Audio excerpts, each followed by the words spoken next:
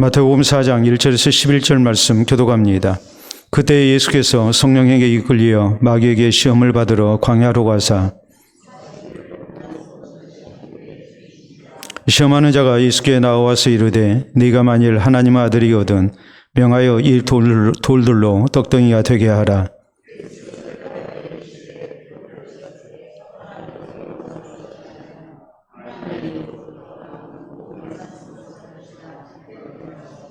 이에 마귀가 예수를 거룩한 성으로 데려다가 성전 꼭대기에 세우고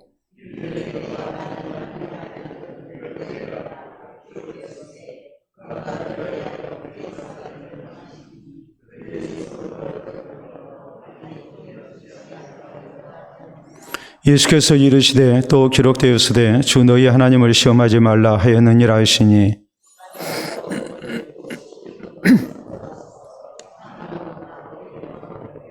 이르되 만일 내게 엎드려 경배하면 이 모든 것을 내게 주리라.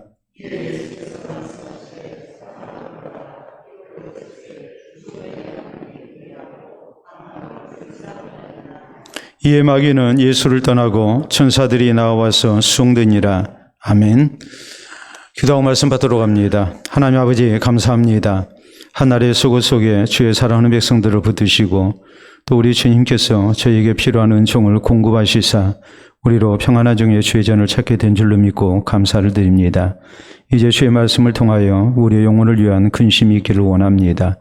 또 주의 말씀을 통해 우리가 요구 욕심을 따라 썩어져가는 구습을 따르는 옛사람을 벗어버리게 하시고 오직 우리의 심령으로 새롭게 되어 변화를 받게 하시고 하나님을 따라 의와 진리의 거룩함으로 씌우심을 받은 새 사람을 입을 수 있도록 인도해 주시옵소서. 그래서 우리의 영육이 더욱 강건해지게 하시고 하나님 앞에 신실한 백성으로 살아갈 힘을 얻게 하시고 어디에서든지 하나님의 사람으로 살아 세상 가운데서 인정받게 하시고 하나님께 영광되는 주의 백성들 다 되게 하여 주시옵소서. 예수님 이름으로 기도하옵나이다. 아멘. 오늘 마태복음 강의 7번째 시간입니다. 특별히 오늘부터 이제 4시간 이 마태복음 4장 1절에서 11절 말씀 우리 예수님께서 시험 받으신 일을 가지고 이제 말씀을 증거하려고 합니다. 먼저 우리가 설교 시작하면서 이제 잘하는 말 우리가 한번 보도록 하겠습니다. 여러분 보시게 되면 지피지기하면 백전불태라는 말이 있죠. 적을 알고 나를 알면 지피지기잖아요. 100번을 싸워서 이태로운 일을 당하지 아니한다. 위태할 태자거든요. 이태로운 일을 당하지 아니한다. 어려운 가운데 위험한 일에 빠지지 않는다. 라는 이제 우리가 잘 아는 손자병법에 나오는 그런 이제 말입니다. 우리는 지난 시간에 예수님께서 이제 세례요한을 통해서 세례를 받으시고 그리고 공생애를 시작하시는 이런 이제 준비를 사전에 하신 일에 대해서 말씀을 살폈습니다. 오늘 성경 말씀은 우리 예수님께서 마귀에게 시험을 당하신 내용을 우리에게 전합니다. 우리 예수님께서는 참 사람의 몸으로 육신을 입고 우리 가운데 오셨습니다. 그렇기 때문에 우리 예수님도 우리 육체가 당하는 이런 무서운 시험을 면제받지 아니하셨습니다. 우리 주님께서는 사탄을 통해서 아주 무서운 시험을 당하셨고 이것을 다 물리치셨다라는 것이 이제 11절까지의 그런 내용입니다. 근데 우리가 세상을 살다 보면 우리 예수님께서 당하신 이런 시험, 우리도 얼마든지 당할 수가 있죠. 그렇기 때문에 우리는 예수님께서 어떤 종류의 시험을 당하셨고 또 이런 시험을 당하셨을 때에 또 이것을 어떻게 물리치셨는가, 어떻게 이기셨는가 이것을 우리가 잘 배워야 됩니다. 다시 말해서 먼저 우리가 지피를 해야 해요. 다시 말하자면은 사탄의 시험, 사탄의 계략을 우리가 먼저 알아야 하고 다음으로 우리가 지기를 해야 해요. 나를 알아야 해요. 우리 육신이라는 것이 얼마나 이렇게 사탄의 시험에 노출된 연약한 존재인가, 우리에게 약점이 무엇인가 이것도 우리가 잘 알고 있어야 한단 말이에요. 그렇기 때문에 우리가 시험을 만나게 될 때에 이런 시험을 우리가 바로 이해하고 또 여기에 대한 대비를 잘해서 우리가 이겨내는 그런 성도가 돼야 됩니다. 그래서 궁극적으로 우리가 변함없이 주님을 사랑하자는 이 에베소 6장 24절 우리 새 표호대로 우리가 변함없이 주 예수 그리스도를 사랑하는 흔들리지 않는 신앙의 사람이 돼야 되고 또 우리 하나님께서 사랑하시고 또 우리 신앙을 인정하신 가운데 또 하나님의 은총 가운데 인도해 주시는 그런 복된 성도들이 될 수 있어야 합니다. 자, 그렇기 때문에 오늘 예수님께서 이렇게 사탄에게 시험당하신 전체적인 내용을 통해서 이제 우리가 살펴야 할 첫 번째 교훈이 뭐겠습니까? 그것은 예수님이 당하신 시험은 성령에게 이끌리어서 당하신 시험이었다는 사실이에요. 자, 1절에 있는 말씀을 보면 그때 예수께서 성령에게 이끌리어 마귀에게 시험을 받으러 광야로 가사라고 말씀합니다. 성령에게 이끌리어 시험을 받으셨다. 이 말의 의미는 두 가지 의미가 있어요. 마귀가 사탄이 지금 예수님을 시험합니다. 그러니까 시험의 주체는 분명히 사탄이에요. 그런데 이 사탄이 예수님을 시험하도록 배후에서 허락하신 이가 누구냐면 바로 성령님이세요. 그러니까 우리 하나님의 크신 계획 속에서 하나님은 사탄까지 다 주장하신 가운데에 사탄이 예수님을 시험하고자 할 때에 그것을 허락하셨다는 말이에요. 마귀도 하나님의 주권 아래에서 이렇게 이제 활동을 한다는 것을 우리가 잘 알 수가 있죠. 자, 광야에 대해서는 우리가 지난 시간에 유대 광야에 대한 사진을 봤습니다. 그래서 광야가 어떤 모습인지 그냥 민둥산이 계속된 그런 모습이고 나무 한 그루 자라지 아니하는 풀만 겨우 몇 폭이 나는 그런 이제 먹을 것도 없고 또 사람이 생존하기 굉장히 곤란한 그런 지역이죠. 자, 예를 들어서 우리가 그렇지 않습니까? 뭐 요새 가뭄으로 인해서 또 이 지구 온난화로 인해서 뭐 미국의 데스밸리 같은 경우 이게 죽음의 골짜기라는 말이거든요. 거기 광야입니다. 그런데 거기 들어가서 이렇게 몸 좋아하는 사람들이 더위를 이기지를 못하고 죽는 경우가 오늘날에도 많이 있습니다. 그래서 데스밸리 출입하지 마라. 이런 이제 이 행정 지침도 내려졌다는 보고가 나왔고 또 뭐 중동 지역에 이제 기온이 뭐 이렇게 50도 가까이 올라간다. 뭐 이런 보도도 심심찮게 나오죠. 뭐 남부 유럽 쪽에 기온이 40도 이상 올라가기 때문에 이탈리아 여행하려고 했던 사람들이 다 취소하고 이렇게 북유럽 쪽으로 이렇게 행선지를 바꿨다. 이런 보도도 우리가 며칠 새 이렇게 계속 듣고 있습니다. 그러니까 더위라는 것이 얼마나 힘듭니까? 근데 유대 광야도 그렇거든요. 제가 이렇게 유대 광야 그쪽에 갔을 때 시나이 반도, 시내 광야죠. 시내 광야에서 배 타고 요르단의 아카바항에 내리는데 그때 기온이 이렇게 40도를 훌쩍 넘어갔어요. 42도였고 체감 온도가 48도라고 그랬거든요. 정말 숨이 컥컥 막혀요. 그런 이 더위 속에서 이제 사람들이 뭐 생물들이 생존한다는 것이 참 쉽지가 않죠. 그런데 예수님께서 지금 이 광야에서 유대 광야에서 지금 시험을 당하시는 거예요. 자, 그런데 2절에 보면은 40일을 밤낮으로 금식하신 후에 줄이신지라 그랬어요. 자, 40일을 금식하셨다. 우리 예수님께서 금식하셨다는 것은 음식도 들지 아니하시고 우리가 성경에 보면 모세가 40일 금식을 몇 번 합니다. 그런데 성경은 말씀하기를 모세가 물도 안 마셨다 그랬거든요. 그러니까 이건 목숨 내놓고 하는 금식이에요. 모세가 물도 안 마셨는데 예수님이 물을 마시셨을까? 그리고 거기 물 마실 데도 없어요. 그렇기 때문에 우리 예수님께서 40일 동안 금식하시고 이런 줄이신 상태에서 지친 상태에서 지금 마귀에게 시험을 당하시는 거예요. 우리가 성경을 보면 40이라는 숫자는 특별히 고난의 숫자로 나옵니다. 우리 예수님께서 40일 금식하셨죠. 또 모세가 40일 금식 여러 차례 했죠. 또 모세가 40년 이렇게 광야 생활을 했죠. 이스라엘 백성들 애굽에서 나와가지고 또 40년 광야 생활을 했습니다. 또 이스라엘 백성들 어떤 범죄자를 이렇게 태형을 이제 태형에 처할 때에 그때의 매질을 40까지만 하라고 그랬거든요. 40 넘기면 안 된다고 그랬어요. 40을 넘기게 되면 내 형제가 천해질까 두렵다 그랬거든요. 그 사람의 인권도 없고 또 명예도 없고 그래서 완전히 사람 취급을 안 한 일이 되니까 40은 넘기지 마라. 그래서 이제 유대인들이 태형을 이렇게 가하게 될 때에 이 40에 하나 감한매를 때렸어요. 39까지만 때렸어요. 왜냐하면 왜냐하면 때리다 보면 숫자를 세다가 잘못 쓸 수도 있으니까, 또 사람이 흥분하면 더 때려버릴 수도 있으니까, 그래서 이 40에 하나 가만매를 때렸습니다. 그러니까 40이라는 숫자는 어떤 숫자냐 했을 때에 고난의 숫자예요. 우리 예수님께서 40일 동안 지금 금식하시고 지금 줄이셨습니다. 우리 예수님께서 엄청난 이런 이제 고난을 당하신 거예요. 그러면은 왜 이렇게 고난을 하나님께서 허락하셨는가?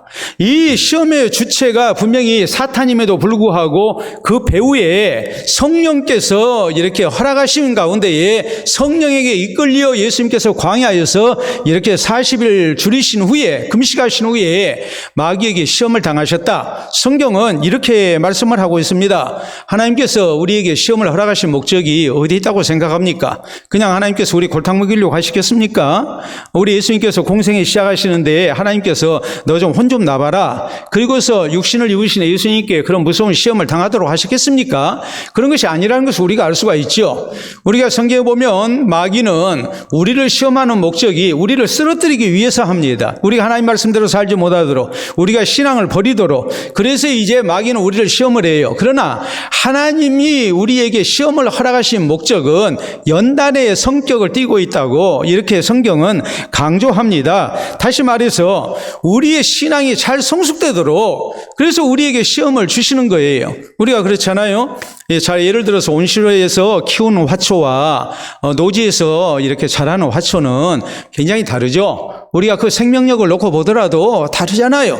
둘에서 이렇게 자라는 풀 한 폭이 아스팔트 이 도로 틈 사이에서 자라나는 풀을 보면은, 또 보도블록 사이에서 이렇게 자라는 그런 풀을 보면은 그 질긴 생명력에 우리가 놀라지 않습니까? 근데 집에서 기르는 화초는 조금만 잘못하면 그냥 시들어버리잖아요. 그냥 죽어버리잖아요. 그 생명력의 차이가 있단 말이에요. 좋지 못한 환경 가운데 노출됐을 때에 얻을 수 있는 유익이 뭐냐 했을 때에 그건 연단이에요. 연단을 통해서 더 사람이 생명력이 더 강해지는 법이에요. 그렇기 때문에 우리 하나님께서도 우리의 신앙 성숙을 위해서, 또 우리의 신앙이 성장하도록 우리를 연단시키기 위해서 우리에게 시험을 허락하시는 겁니다. 마귀는 우리를 넘어뜨리려고 시험할 때 하나님께서는 이런 시험을 통해서 우리가 잘 감당하고 이겨낸 가운데 우리의 신앙이 더욱더 진실되고 또 간절한 모습의 신앙, 하나님께서 인정하실 만한 신앙의 사람으로 이렇게 성숙되기를 하나님은 우리에게 바라시고 그런 시험을 우리에게 허락하신단 말이에요. 여러분, 광야 생활했던 이스라엘 백성들의 실패 원인이 뭐겠습니까? 저희는 그냥 편한 것만 원했죠.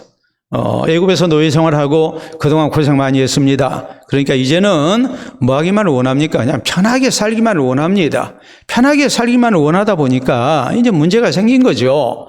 조금만 어려움이 닥치게 되면 이거 아니다, 이거 하나님이 잘못하신 거다, 이거 지도자들이 우리를 잘못 인도하고 있는 거다, 이런 식으로 쉽게 불평이 나오고 원망이 나오고 또 불신앙에 빠지고, 그래서 결국 다 무너진 것 아니겠습니까?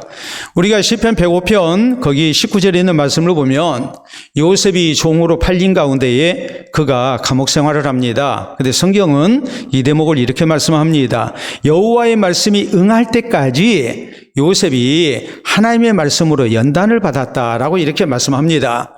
요셉이 억울하게 감옥 생활을 합니다. 근데 그는 그때에 하나님의 약속의 말씀을 기억합니다. 그리고 그 하나님의 말씀을 붙들고 연단을 받는 겁니다. 흔들림이 없는 겁니다. 그래서 그 신앙이 인정받는 거예요. 하나님께서 존귀한 자로 쓰시는 거예요.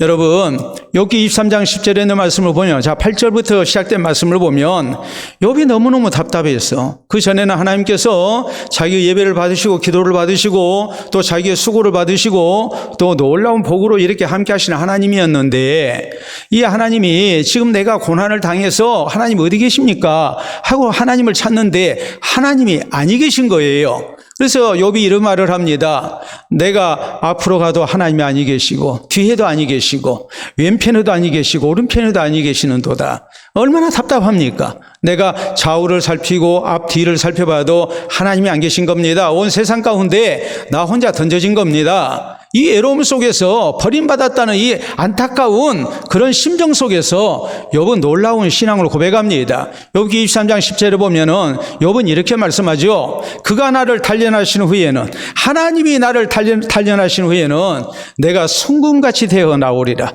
자, 내가 가는 길 내가 알지 못하지만 하나님이 아신다 그랬어요. 하나님이 나를 아시고 내가 가는 길 아시고 하나님께서 나를 선한 길로 인도하고 계신다고 욥은 믿었어요. 그리고서 고백하는 겁니다. 하나님이 나를 단련하신 후에는 내가 송금같이 되어 나오리라.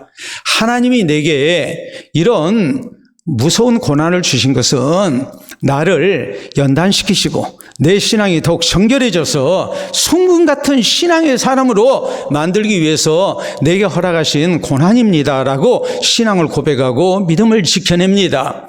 여러분 아시다시피 군대에 가면 부대에 따라서 훈련받는 것이 다 다릅니다. 훈련의 강도가 달라요.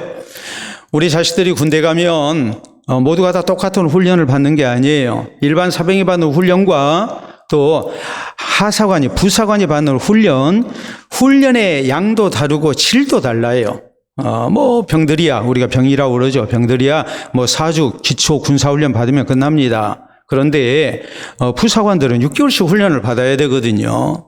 전 6개월 받았어요. 6개월을 훈련을 받아야 해요. 그러니까 이게 사병하고 다르죠. 여러분, 그러면은 부사관하고 장교 훈련이 같겠습니까? 훈련의 기간도 다르고 질적으로도 달라요. 그 훈련의 차이가 엄청나요. 그러면은 또 군인이라고 해서 다 똑같은 훈련을 받느냐? 아니죠. 공수 특전사 얼마나 무서운 훈련을 받습니까? 강도 높은 훈련을 받죠. 또 우리가 잘 아는 수중 폭파 대원들 UDT라고 그러죠. 이 사람도 훈련 또 상상을 초월합니다. 해병대 또 우리가 잘 아는 부분들 아니겠습니까? 이런 훈련을 받다가 탈락하면 이런 특수 부대에서 이제 퇴교 조치를 당해요. 그래서 이제 일반 병사로 다시 입대해서 군 복무를 해야 해요. 이런 특수 목적 속에서 특수 임무를 띄어야 하는 그런 사병들은 아주 고강도의 훈련을 받게 돼 있는 거예요. 이렇게 연단을 시킨단 말이에요. 사병과 장교 훈련 차이 말할 것도 없죠. 장교 훈련 받다가 만약에 감당 못해서 탈락한다면 그는 사병으로 입대해서 사병으로 이제 복무를 해야 합니다. 여러분, 하나님께서 우리의 신앙을 성장시키시고 우리의 신앙의 진실성을 보기 위해서 어떤 경우 우리를 연단시킬 목적으로 우리에게 시험을 주신다는 사실을 우리는 잊지 말아야 합니다. 성경 베드로전서 4장 12절에 이렇게 말씀합니다. 너희를 연단하려고 오는 불시험을 당할 때에 이상한 일 당한 것처럼 이상하게 생각하지 마라. 여러분, 하나님이 왜 나에게 이렇게 무서운 불시험을 주실까? 그럴 때 우리는 이것을 단순히 하나님이 아무 목적 없이 주신다고 생각해서는 안 돼요. 이걸 이상하다고 생각해서는 안 돼요. 하나님은 우리를 연단시키기 위해서, 그래서 우리에게 이런 시험을 허락하시는 거라고 성경은 우리에게 말씀하십니다. 그 시험도 보통 시험이 아니고 불시험이라고 이렇게 말씀을 하십니다. 그렇기 때문에 우리 성도가 하나님께서 연단 목적으로 허락하시는 시험을 잘 이해하고 우리가 잘 이겨내야 합니다. 그래서 우리의 신앙이 더욱더 정결해지고 또 우리 하나님께서 그 신앙을 인정해 주시고 또 사랑하시고 더 귀하게 쓰시는 아름다운 은혜가 우리에게 있기를 바랍니다. 자, 다음 두 번째, 오늘 성경 말씀은 우리 예수님이 시험을 언제 당하셨는가라는 것을 말씀해요. 우리가 잘못 생각하면 예수님께서 40일 동안 줄이신 가운데 시험을 당하셨다. 맞습니다. 절대 틀린 얘기 아니에요. 그런데 성경은 그때에라고 이렇게 말씀이 시작돼요. 1절 그랬잖아요. 그때 예수께서 성령이 이끌려 마귀에게 시험을 받으러 광야로 가사 그랬어요. 여러분, 우리 예수님께서 광야로 가신 것 자체가 시험이에요. 왜요? 40일 동안 금식하고 기도하셔야 하니까. 그리고 40일 금식이 끝난 이후에 또 마귀가 지금 시험을 해요. 이것이 또 큰 시험이죠. 그러면 그때가 언제를 얘기하느냐? 그때는 다른 때가 아닙니다. 예수님께서 공생애를 시작하시기 위해서 세례 요한에게 세례를 받으시는 때예요. 그리고 예수님이 세례를 받으실 때 하늘이 열리고 성령이 비둘기같이 예수님 머리 위에 임재했고, 그리고 하늘에서 하나님의 음성이 들렸습니다.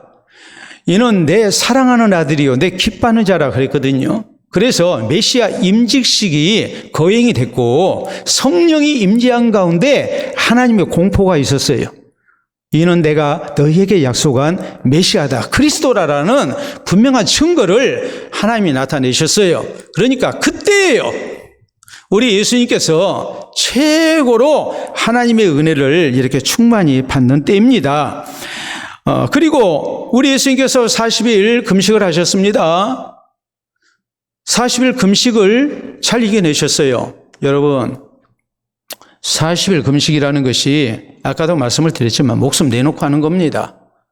혹시라도 금식해 보신 분들은 알겠습니다만 금식을 하게 되면은 정말 옛날에 먹다 놔둔 음식까지 다 생각이 나요. 그게 금식이에요. 사람이 이렇게 원초적으로 변해버릴까? 좀 다른 말로 얘기하자면 나라는 사람이 참 추접스러워졌다라는 생각이 들 정도로 나라는 사람의 바닥이 드러나요. 예? 그 정도로 무서운 시험이거든요. 이게 40일까지 안 해도 5주 가면 사흘 굶어서 안 넘을 사람 있어요, 없어요? 없다고 그러잖아요. 목구멍이 뭐라고 그래요? 포도청이라고 그러잖아요. 그러니까 우리 예수님께서 시험을 받으신 이때는 어떤 때였느냐? 우리 예수님께서 굉장히 은혜가 충만한 때라고 봐야 해요. 모든 것이 순적한 때예요. 여러분, 세례요한을 통해서 예수 그리스도가 하나님이 보내신 그리스도이신 증거가 드러납니다. 세례요한이 예수님에 대해서 증거합니다. 또 세례를 받으실 때에 성령께서 임재하셨고 하나님께서 공포하셨습니다. 얼마나 은혜가 충만한 때입니까? 40일 금식 우리 주님께서 잘 이겨내셨습니다. 모든 것이 순적하게 잘 풀린 때고 은혜가 충만한 때예요. 근데 꼭 좋은 것만은 아니었어요. 마귀의 무서운 시험이 우리 예수님을 기다리고 있었어요. 그럼 우리가 가져야 할 생각이 무엇일까요? 우리가 늘 근신해야 한다는 사실이죠. 경계해야 한다는 사실이죠. 여러 가지 형편이 좋지 아니할 때도 우리가 경계해야 하고, 우리의 형편이 아주 좋고 은혜가 충만할 때도, 모든 것이 내 원대로 되어갈 때도 우리는 뭐 해야 해요? 근신하고 경계하고 신앙생활 조심해야 해요. 이스라엘 백성들이 애굽에서 나와서 홍해를 건넜습니다.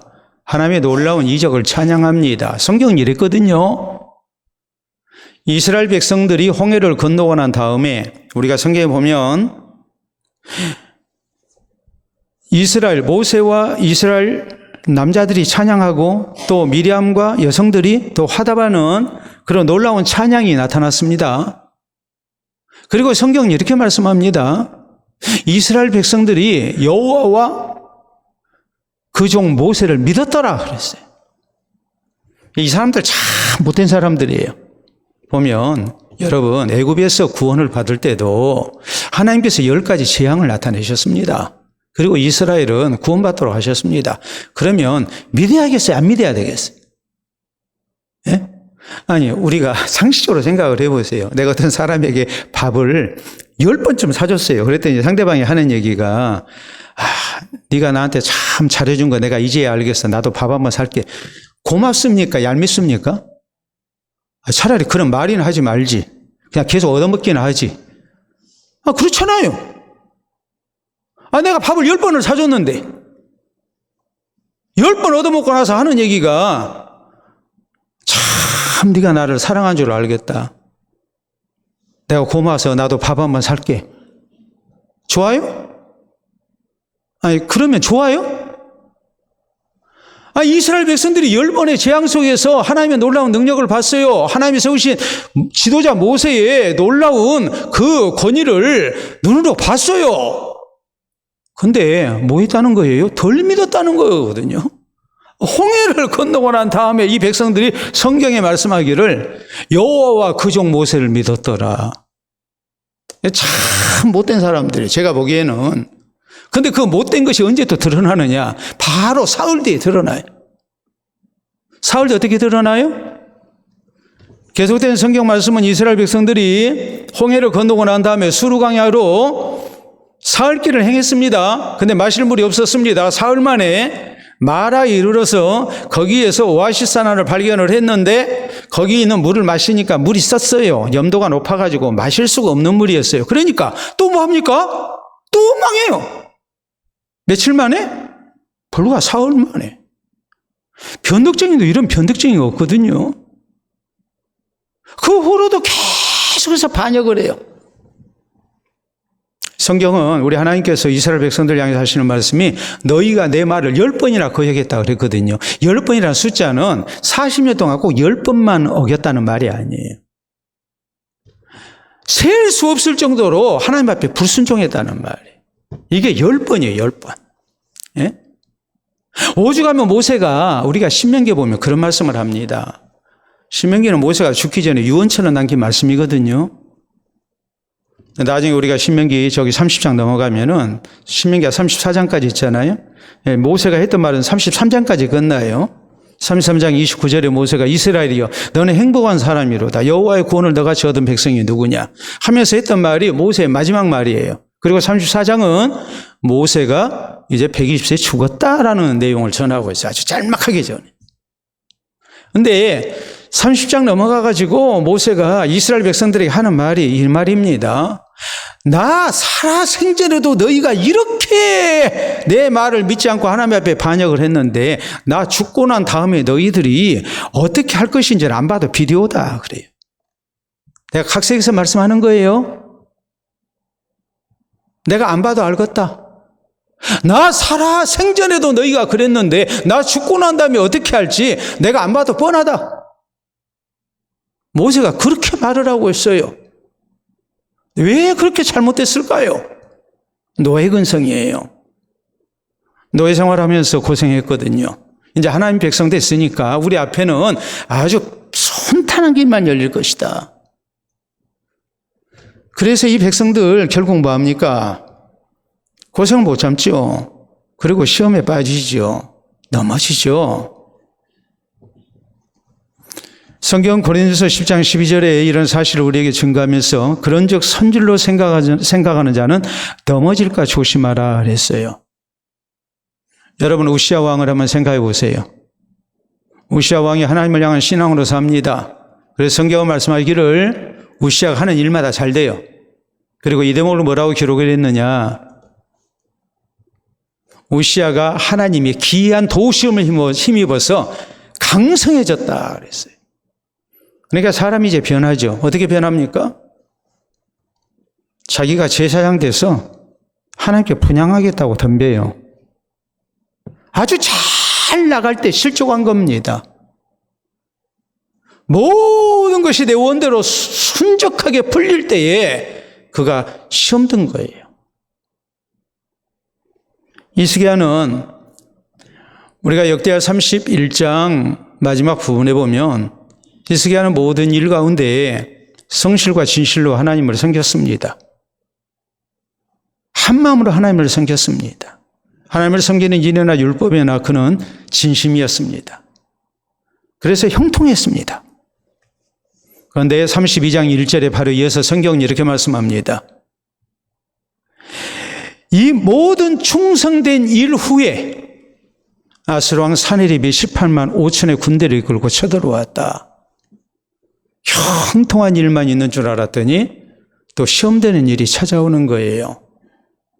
그러니까 우리가 고난의 때에도 조심해야 하고 형통할 때도 우리가 조심해야 해요. 오죽하면 잠언 30장 8절로 9절에 아굴이 그렇게 기도하겠습니까? 하나님, 나로 가난하게도 마옵시고 부하게도 마옵시고 오직 필요한 양식으로 내게 먹이시옵소서. 내가 가난해서 도적질해가지고 하나님을 내가 욕되게 할까 두렵고 내가 배불렀어. 하나님이 누구냐고 내가 여호와를 모른다고 내가 그렇게 부인할까 싶습니다. 가난해도 이것이 시험거리고 부해도 시험거리예요. 이 말의 의미는 우리가 모든 일 가운데 항상 근신하고 살아야 한다는 것을 의미를 해요. 항상 조심해야 한다는 것을 의미를 해요. 예, 교훈에 이런 말이 있습니다. 한 이로움이 있으면 한 해로움이 있다 그랬어요. 오늘 내한테 무슨 좋은 일이 생겼습니까? 내가 뭘 얻는 일이 있었습니까? 그러면 해로움이 있다고 조심해라고 그럽니다. 저는 항상 이렇게 얘기합니다. 얻은 것이 있으면 잃은 것이 있고 잃은 것이 있으면 얻은 것이 또 있는 법이에요. 한 이로움이 있으면 한 해로움이 있어요. 내가 이로움을 얻으려 하다가 혹시라도 해야 되는 일을 하지는 아니했는지, 내가 뭘 얻으려다가 내 양심 팔고 혹은 사람과의 어떤 관계를 파손하고 내 이익만 챙기는 그런 모습은 아닌지, 이런 것도 우리가 살펴야 한다는 거죠. 돈 좀 벌려다 건강 잃는 일도 우리가 있을 수 있고, 한 이로움이 있으면 한 해로움이 있다 그랬어요. 그런가 하면 세안경언에 이런 말이 있습니다. 내가 원하는 것을 전부 얻었을 때 조심해라. 그러면서 그 다음 말이 재밌어요. 살쪄가는 돼지는 운이 나쁘다 그랬어요. 돼지가 막 살이 잘 찌면 그건 죽을 날이 가까운 거예요. 그렇잖아요. 예? 살쪄가는 돼지는 운이 나쁘다 그랬어요. 내가 모든 일이 잘 돼가면 그때 우리가 더 조심하고 또 조심해야 된다, 이런 말이에요. 성경 베드로전서 5장 8절에 우리에게 말씀합니다. 근신하라, 깨어라. 너희 대적 마귀가 두루다니며 삼킬 자를 찾나니 그랬어요. 우리가 조심해야 한다고. 그러니까 우리 성도는 평안할 때, 모든 것이 순적할 때, 내가 하나님의 은혜를 받고 또 내 기도가 응답되었을 때에 더욱 근신하고 경계하고 조심해야 합니다. 뿐만 아니라 우리에게 힘들고 어려운 때에도 우리는 물론 조심해야 합니다. 좋을 때나 굳을 때나 우리는 항상 근신하고 경계하며 신앙생활을 해야 합니다. 오늘 또 마스크 쓰신 분들 여러분 계세요. 쓰신 이유가 뭐겠습니까? 또 코로나 또 유행한다고 그러니까 조심하느라고 마스크 쓰시죠. 실제적으로 교인들 가운데 코로나 걸려가지고 오늘 교회 못 오겠습니다 하는 분들도 심심찮게 연락이 오거든요. 우리가 조심하느라고 그러지 않아요? 여러분, 우리에게 있어서 정말로 조심해야 할 것이 뭐겠습니까? 우리의 신앙이 시험 들지 않도록 우리가 늘 조심해야 해요. 왜요? 마귀가 삼킬 자를 찾고 다니니까. 두루 다닌다 그랬어요. 두루 다닌다는 말의 의미는 나 면제 안 받았다는 말이에요. 나도 예의가 없다는 말이에요. 내가 힘들 때만 마귀가 시험하는 것이 아니고 형통할 때도, 내가 은혜 충만히 받았을 때도, 순적하게 모든 일이 잘 되고 하나님이 나만을 사랑하시는 것 같을 때에도 우리는 얼마든지 시험에 노출될 수 있는 연약한 존재인 것을 잊어서는 안 됩니다. 그리고 항상 근신하고 조심하고 경계하는 가운데 우리가 바른 신앙의 길에서 이탈하지 않는 우리 모두가 될 수 있기를 바랍니다. 자, 오늘 성경 말씀은 세 번째로 우리 예수님께서 언제 시험을 당하셨는가? 공생애를 시작하실 때 시험 당하셨다고 말씀합니다. 이 말씀의 의미는 예수님께서 공생애를 시작하신다는 것은 이제 사적 생애를 그만하시고 이제 공적인 생활로 들어가신다는 것을 의미하거든요. 우리로 얘기하자면 어떤 때를 의미하느냐? 내가 하나님의 부르심을 받고 신앙생활을 잘 해보려고 마음먹을 때, 그때 시험을 당하신 거예요. 내가 신앙생활 잘못할 때만 시험이 있는 거 아니에요. 우리가 그러죠. 내가 어려운 일 만나요. 그러면 우리는 전도서 7장 14절에 있는 말씀대로 형통할 때는 기뻐하고 공부할 때는 되돌아보아라. 그래서 내 신앙생활을 되돌아봅니다. 이건 신앙이 있는 사람의 이야기예요. 신앙이 없는 사람은 무조건 불평하고 원망합니다. 근데 신앙이 있는 사람은 고난을 만나게 되면 먼저는 나 자신을 되돌아보죠. 내가 뭘 잘못했나? 우리가 혹시라도 코로나 걸리고 혹은 질병에 걸리고 그러면 내가 건강관리를 어디서 내가 잘못했나? 이렇게 자기 자신의 식생활이나 생활 습관을 돌아보는 것과 마찬가지로, 또 최근에 만난 사람 또 우리가 또 다시 한번 생각하고 그러죠. 내가 어떤 감염병에 걸렸다면 그렇지 않겠습니까? 마찬가지로 우리의 신앙생활에서 우리가 굳은 일을 만나고 힘든 일을 만나게 되면 우리는 내 신앙생활을 되돌아보게 돼 있습니다. 신앙이 바로 된 성도라면 분명히 그렇게 하게 돼 있어요. 그래서 나의 잘못된 것을 고치고 하나님 앞에 회개할 것을 회개하고 그리고 더욱더 정결해진 모습으로 하나님의 치유와 회복의 은총을 간구합니다. 이게 바른 신앙인의 모습이에요. 내가 신앙생활 잘못할 때에 어려운 일을 만난다, 시험을 만났다라면 우리가 충분히 이해가 돼요. 근데 내가 신앙생활을 잘하려고 할 때 내가 이제 맘먹고 나도 새벽에 기도를 좀 해봐야 되겠다. 내가 이제는 하나님 말씀 붙들고 내가 좀 살아봐야 되겠다. 내가 이제는 주님 앞에 헌신하고 봉사하는 삶을 살아야 되겠다. 그랬더니 순풍에 돛단 듯이 하나님께서 이런저런 문제 다 해결해 주시고 여호와 일의 은총 속에 그냥 전에는 새벽에 일어난 것이 그렇게 힘들었는데 새벽녘에 나가려고 하니까 그냥 알람 울리기도 전에 그냥 탁 한 15분 전에 30분 전에 일어나가지고 새벽에 빠짐없이 나오고 그렇잖아요. 내가 봉사하려고 했더니 전에는 그냥 감기도 잘 걸리고 그냥 막 했는데 내가 이렇게 봉사하려고 하니까 건강해가지고 그냥 어디서 힘이 나는지 그래가지고 그냥 봉사도 그렇게 신이 나서 잘하고 내가 하나님 앞에 이렇게 내 영혼이 잘 되도록 열심을 다해서 내가 했더니 자식들 일도 잘 풀리고 그냥 뭐 걱정되는 문제도 그냥 다 해결되고 그러죠? 한 사람도 아멘 안 해요. 꼭 그러는 게 아니라는 걸 알잖아요. 오히려 그 반대인 경우도 있잖아요. 내가 새벽에 기도 좀 하려고 했더니 그냥 어제 저녁 먹은 것이 이상해가지고 새벽 내 잠도 못 자고 화장실만 들랑달랑 했다. 그런 경우도 있을 수 있잖아요. 내가 좀 봉사 좀 이러고 하려고 했더니 교통사고 당해가지고 그냥 나 병원에 입원하게 됐다. 그럴 수도 있잖아요. 예? 그러면 우리가 어떻게 해야 합니까? 하나님 도대체 하나님 어디 계십니까? 하고 우리가 원망해야 합니까? 그게 아니란 말이에요. 우리 예수님께서 공생애를 시작하시려고 할 때에 시험을 당하신 거예요. 그 전까지는 마귀가 가만히 있다가 가만히 있는 이유가 뭐겠습니까? 예수님이 공생애 시작 안 하시니까 가만히 있었던 거예요. 마귀가 역사할 이유가 없었던 거예요. 그런데 예수님이 하나님의 뜻을 이루시기 위해서 하나님의 모든 의를 이루시기 위해서 세례요한에게 세례를 받으시고 하나님께서 하늘문을 여시고 성령이 비둘기같이 임재하게 하시고 이는 내 사랑하는 아들이요 내 기뻐하는 자라 메시아로서 하나님이 공적으로 선포하시고 해서 예수님이 공생애를 시작하시기 위해 기도로 준비하시는데 그때부터 마귀가 비상이 걸린 거란 말이에요. 예수님 무너뜨려야 하잖아요. 그러니까 마귀가 시험하잖아요. 여러분 마찬가지예요. 우리가 하나님의 말씀대로 살려고 하면 신앙생활을 잘 하려고 하면 우리에게 마귀가 역사하기 시작하는 겁니다. 하나님이 천사만 보내시는 게 아니에요. 성령만 보내시는 게 아니에요. 마귀도 역사하게끔 하나님이 허락하시는 거예요.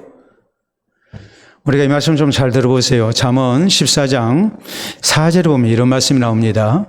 소가 없으면 구유가 깨끗하거니와 소의 힘으로 얻는 것이 많으니라. 여러분, 소 안 키우면 외양간이 깨끗해요. 구유가 깨끗해요. 그러면 난 더러운 거 싫으니까 소 안 키워야 되겠다. 그래야 되겠어요.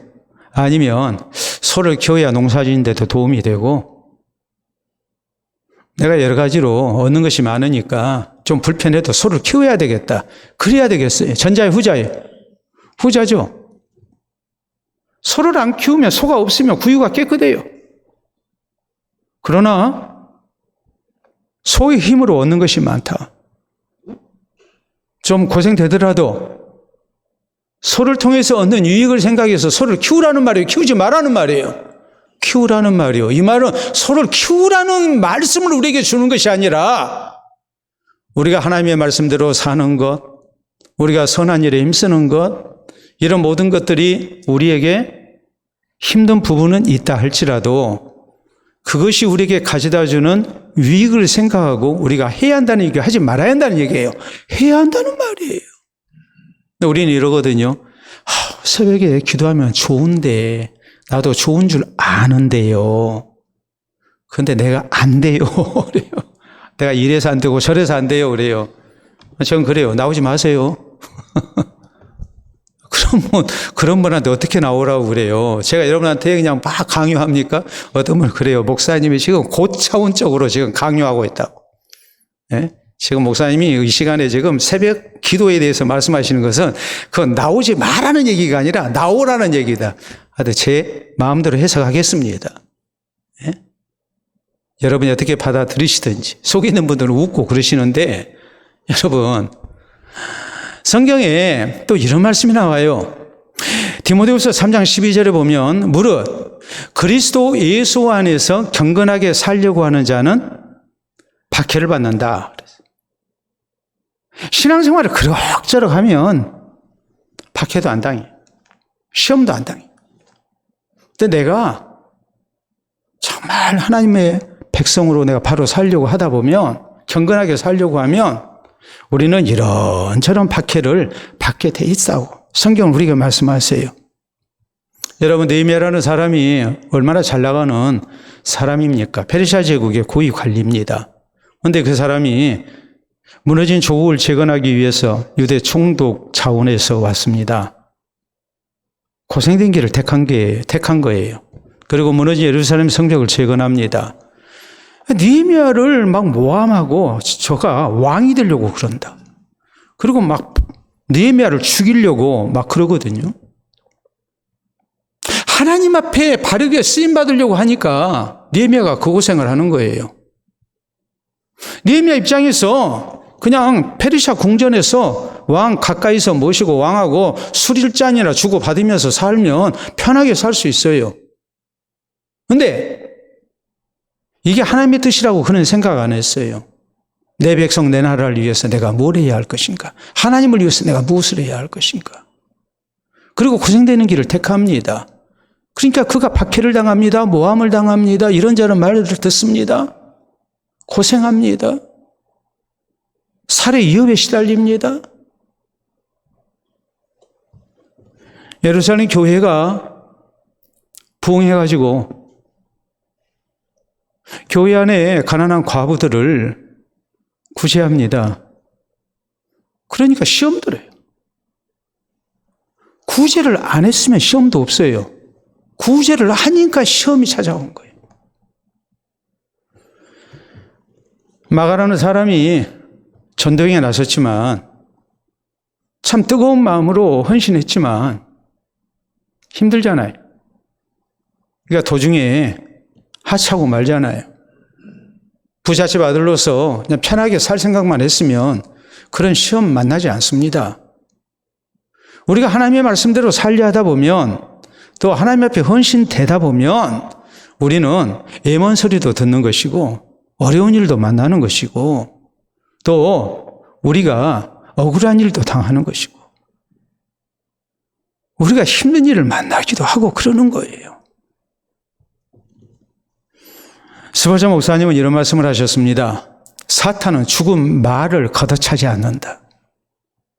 말 위에 올라타면 박차를 가하죠. 말을 걷어차죠. 그럼 말이 달리죠. 근데 사탄은 죽은 말은 차지 않아요.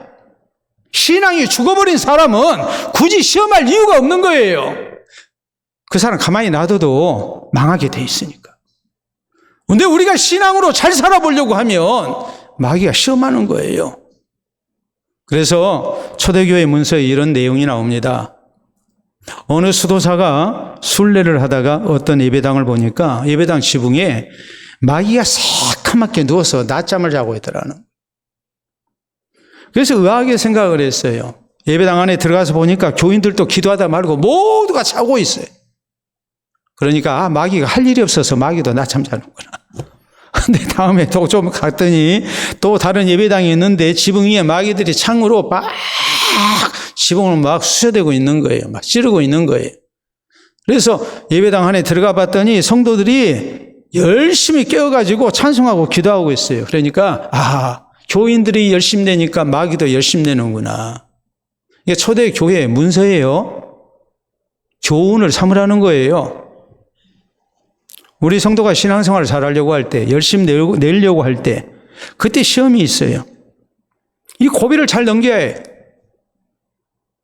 우리가 더 열심으로 이겨내야 해요. 그래서 신앙생활을 우리가 잘해야 해요. 내가 신앙생활을 잘하려고 했더니, 내가 좀 봉사 좀 하려고 했더니 사람 때문에 시험 들고 가정의 일로, 직장의 일로 이런저런 문제를 만나고 해서 우리가 도중에 그만둬버리는 그런 경우도 얼마든지 있을 수 있기 때문에 우리는 그럴수록 내가 열심히 내니까 누구도 열심히 낸다? 마귀도 열심히 내는구나. 내가 더 열심히 내면 마귀가 몇 번 흔들다가 그만두겠지. 우리는 그렇게 믿고 우리는 뭐 해야 합니까? 더 열심을 다해서 우리가 하나님 앞에 기도하고 순종하고 봉사하고 또 우리가 더 열심으로 신앙생활하는 성도 될 수 있어야 합니다. 고비를 넘길 수 있어야 합니다. 이 시험의 고비를 넘기는 가운데 우리의 신앙이 더 아름답게 성숙되고 연단받고 그래서 하나님 앞에 합당한 사람으로 인정받고 또 주님께서 더 사랑하시고 귀히 쓰시는 은혜가 있기를 바랍니다. 자, 자동차가 새로 출시되게 되면은 꼭 거쳐야 하는 시험이 있습니다. 새 자동차 만들었습니다. 그러면은 이 자동차 성능이 아주 좋은 자동차니까 하고서 홍보하고 그리고서 시장에 내놓느냐? 그렇지 않습니다. 꼭 거쳐야 하는 시험이 있어요. 무슨 시험인가 한번 보도록 하겠습니다. 자, 보겠습니다. 저게 무슨 시험이냐면 자동차 충돌 시험입니다. 충돌 시험을 거쳐야 해요. 아깝죠? 저 멀쩡한 새 차를, 예? 저렇게 그냥 벽에다 박는 거예요. 다음 사진 볼까요? 그냥 뭐 보통으로 박아버린 게 아니에요. 저렇게 충돌해가지고 저 안에 있는 사람이 사느냐 죽느냐 어느 정도 다치느냐 이것을 보는 거예요. 그러니까 가벼운 접촉사고가 아니에요. 다음 사진 볼까요? 저렇게 모서리에 박기도 하고 그러면은 저 위에 지금 뭐가 터졌어요? 에어백이 터졌죠. 에어백이 안 터지면 죽는 거잖아요. 다음 사진 보도록 합니다. 자, 저런 식으로 옆에 에어백은 터졌는지 아까는 정면 에어백이었잖아요. 옆에 에어백이 터졌는지 안 터졌는지 또 다음 사진 보도록 하겠습니다. 사람 모형을 놓고서 저 에어백을 통해서 보호를 받는지 얼마나 충격을 받는지 다음 사진 보겠습니다. 저렇게 정면 충돌도 해요. 그래서 다음 사진 보시게 되면 저렇게 에어백이 터지고 다음 사진 저런 식으로 해서 사람이 죽느냐 사느냐 자동차는 어느 정도 충격을 받고 어느 정도 파손이 되고 운전자는 어떻게 되는지 조수석에 탄 사람은 어떻게 되는지 그 모든 충돌 시험을 거치고 난 다음에 안전하다고 판정이 되면 합격이 되면 그때야 비로소 자동차는 출시될 수 있어요. 내가 자동차 잘 만들었으니까 믿고 사십시오. 그러지 않습니다. 그 이유는 뭐겠습니까? 사고라는 것은 언제든지 발생할 수 있는 거거든요. 저런 무서운 사고를 얼마든지 당할 수 있거든요. 그러니까 안전 테스트를 해야 하는 거예요. 여기에 합격해야 하는 거예요. 우리 예수님께서 광야에서 마귀에게 시험을 당하십니다. 우리 성도가 광야 같은 세상을 살아가는데 시험이 있겠습니까? 없겠습니까? 당연히 시험이 있죠. 우리가 그렇게 받아야죠. 다른 사람은 시험 당해도 난 시험 당할 일 없어. 말이 안 되는 얘기입니다. 그런 오만한 소리는 우리가 해서는 안 됩니다. 우리 예수님께서 성령의 이끌리심 가운데 시험을 받으셨습니다. 우리 하나님께서 우리에게 시험을 허락하신 목적이 어디에 있는지 그것은 바로 연단에 있다는 사실을 우리가 알고 우리가 시험 당할 때에 우리의 신앙이 더욱 성숙되도록 우리가 더 신앙생활 잘하고자 힘써야 합니다. 은혜 충만할 때도 얼마든지 시험 당할 수 있습니다. 모든 일이 순적하게 잘 풀릴 때도 얼마든지 시험은 찾아옵니다.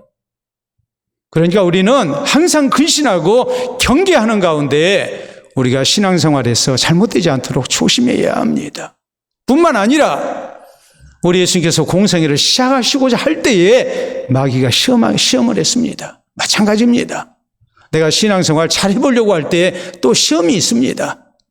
그때 만나는 시험까지도 우리는 당연하게 받아들이고 그것도 우리가 감당할 수 있어야 합니다.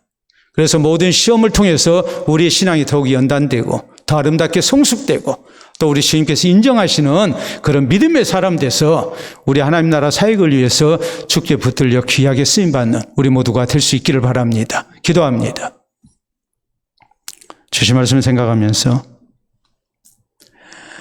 시험 때에 자주 넘어졌던 내 모습을 다시 한번 돌아봅니다. 그리고 이후로 어떤 시험을 만나든지 내가 이런 모든 시험 잘 이겨내고 내 신앙이 연단되는 가운데에 하나님 나라 사역에 귀하게 쓰임받도록 해달라고 우리 기도합시다.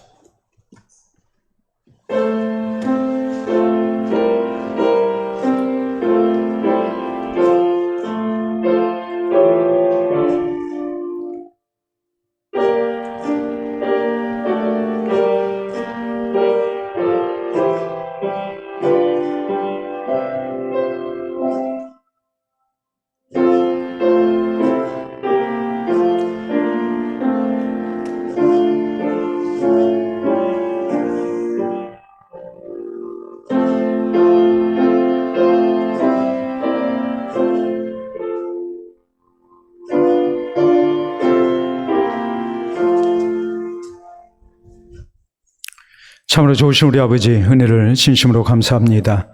우리 하나님께서 우리를 사랑하시고 아끼시며 또 날마다 돌보시고 붙드시는 은혜 있었기에 우리가 오늘까지 믿음을 지키고 여기까지 오게 된 줄로 믿고 감사와 영광을 돌려드립니다. 주님과 동행하며 주의 선한 인도함을 받기를 원하는 우리지만 또 때때로 광야 같은 세상을 살아가며 마귀의 시험이 있는 줄 우리가 다시 한번 기억하기를 원합니다. 늘 깨어서 신앙생활하는 우리가 되게 하시고 시험을 만날 때에 우리가 시험 들지 않게 주시옵소서. 살아계신 하나님을 의지하며 주의 선하심을 믿는 가운데 우리가 이 시험을 통하여 더욱더 신앙이 연단되게 하시고 성숙되게 하시고 살아계신 하나님께서 인정하실 만한 믿음의 사람으로 굳건히 서갈 수 있도록 인도해 주시옵기를 원합니다. 늘 깨어 우리가 근신하는 가운데 믿음 생활을 바로 할 수 있도록 도와주시고 신실한 하나님의 사람으로 살아갈 때 만나는 시험까지도 우리가 잘 이겨내게 하시사 항상 흔들림이 없이 끝까지 신앙생활 잘하게 하시고 우리 하나님께서 기뻐하시는 모습으로만 살게 하시고 주의 나라 사역을 위하여 늘 아름다운 모습으로 쓰임받는 우리 모두 되게 하여 주시옵소서. 예수님 이름으로 기도하옵나이다. 아멘.